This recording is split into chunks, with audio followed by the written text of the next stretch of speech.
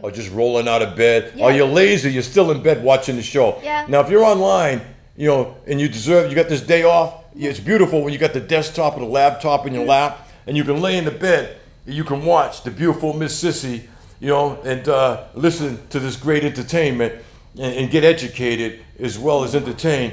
And sit back and enjoy, and you could be in your bed, you can watch it, or you're in your office, you're watching on your desktop. I mean, this is a great thing about Cambridge Community Television. Right. All the shows are live, and when you do them, they're all online. Yeah. And this is beautiful. Right. No other community television station in the world offered you that. We were the first. Maybe somebody's doing it now, but I don't know. I don't even really care, because I know the executive director, Susan Fleischman, is quite a pioneer, and she's very creative. And she's very inventive, and this is what she saw us when we're moving here to 438 Mass Ave. This is what she thought. This is what she visualized where she wanted to see this place go to. In terms of the productivity and productions. Hot streaming, hot steamy Monday mornings with Clyde and Miss Sissy. She thought about us too. Good morning.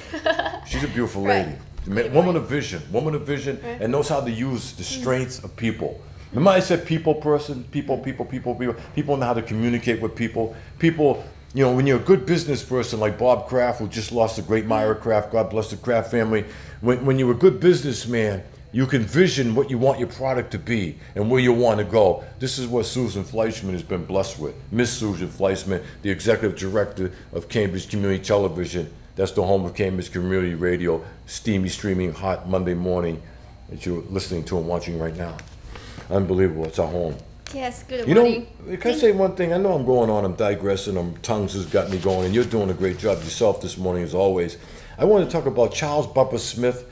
He was lost this past last week sometime, or was it 2 weeks ago? Just recently. I have to mention this because it eluded me, because he passed away, and I didn't speak about it on our radio TV show last week, and wasn't in my head at that time, at that moment, but I was thinking about him when I was reading an article this week. What a man, and what a great individual. Charles Bubba Smith, defensive end, the greatest defensive end ever to play in the National Football League, Hall of Famer. I spoke of Hall of Famers earlier this morning. I spoke of 7 of them that played a huge role in the NFL.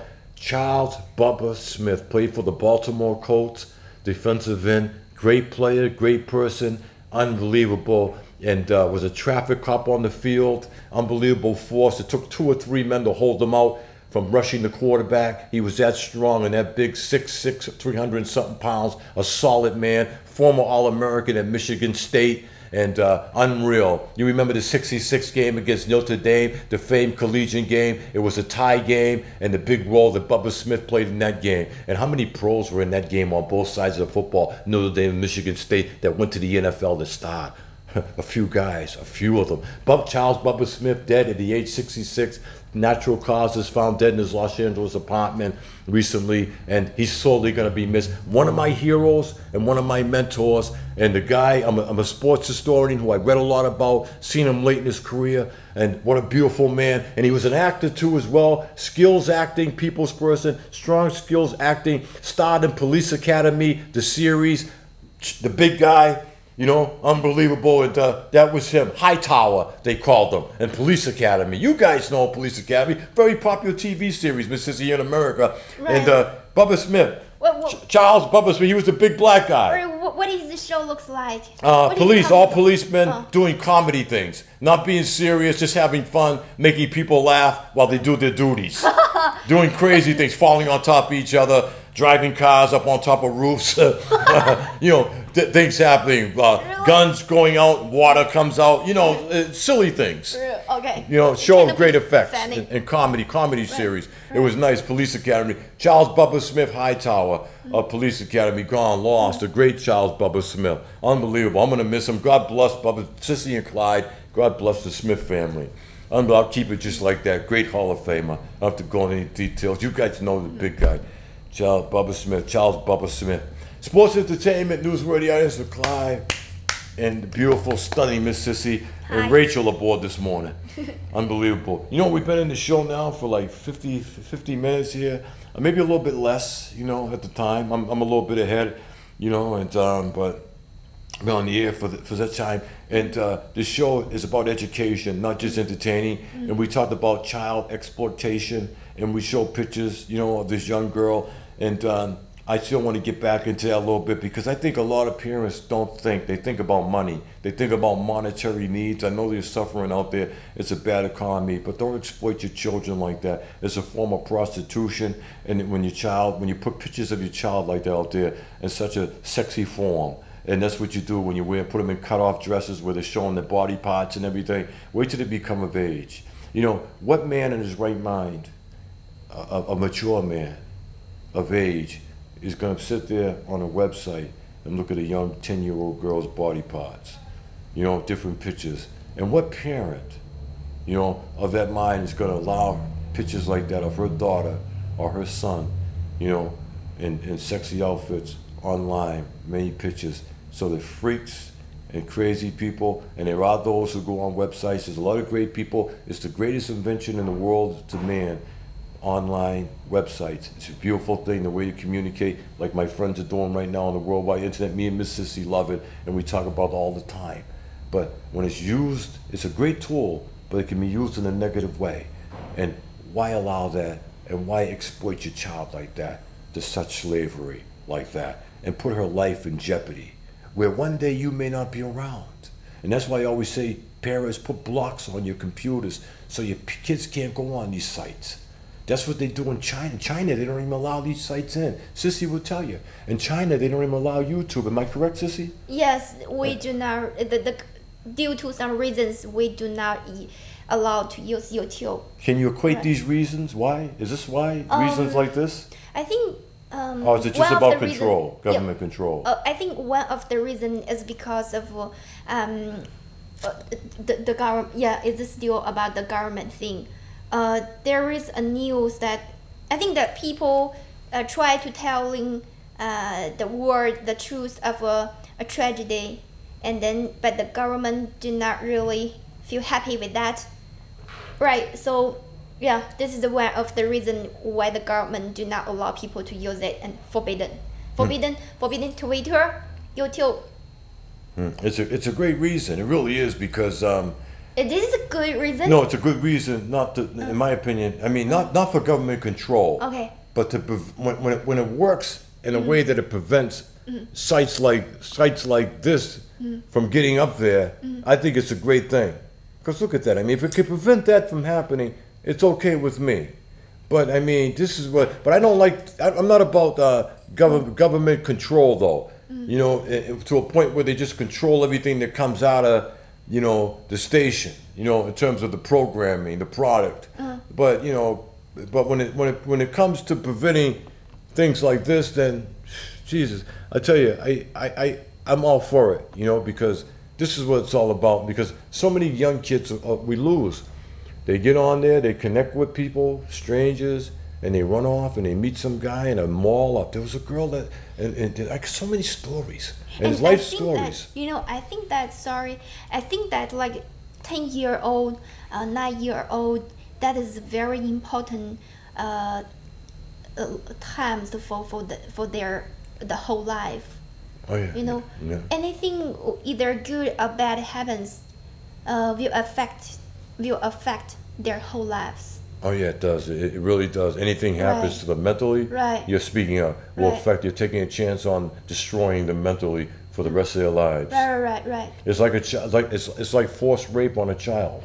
You know, you get some guy who has sex with an underage kid. He mocks that child, woman or boy, for the rest of their life. Right. Mentally, this is what they'll be thinking about for the rest. They'll be scarred for the rest of their life.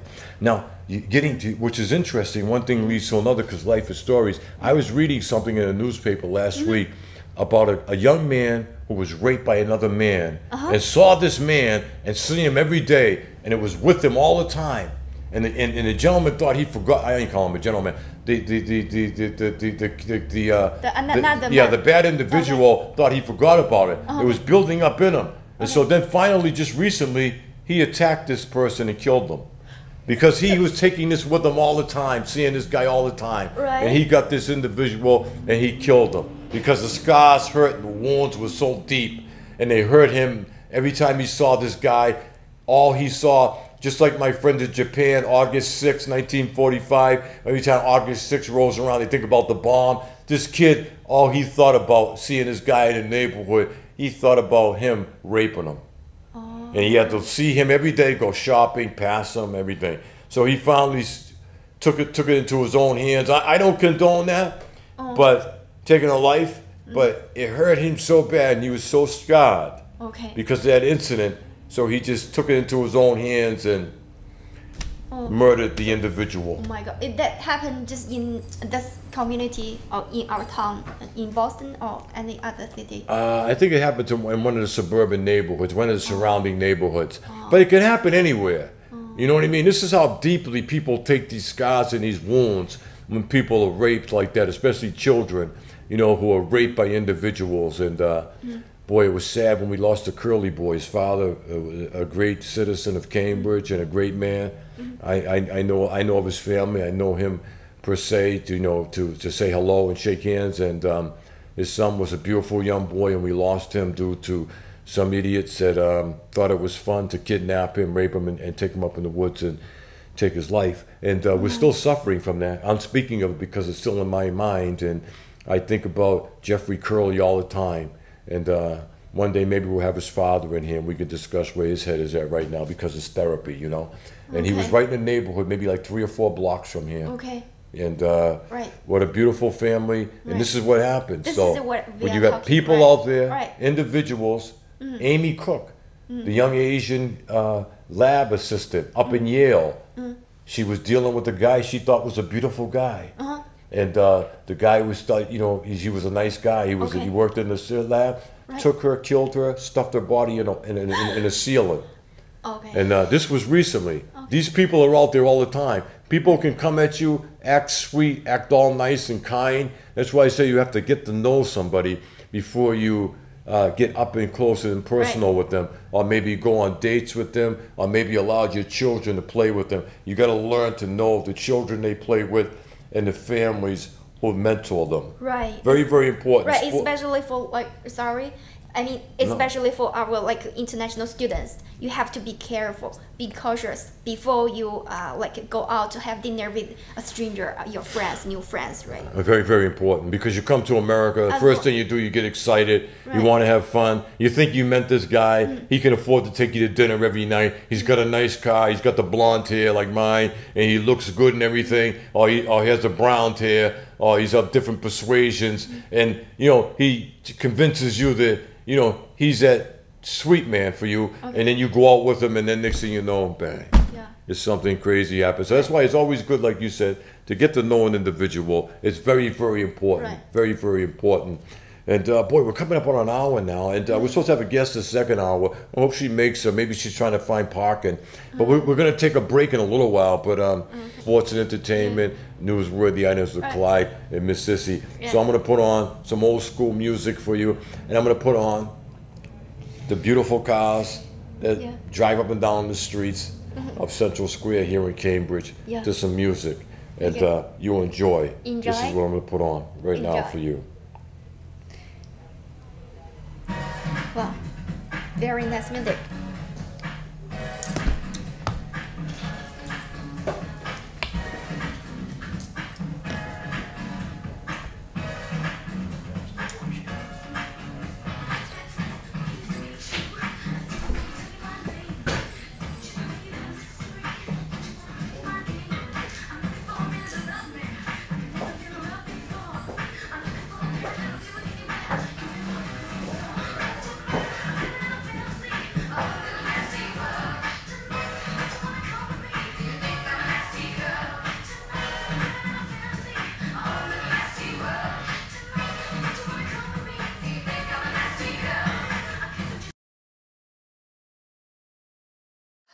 It's the same feeling I always seem to get.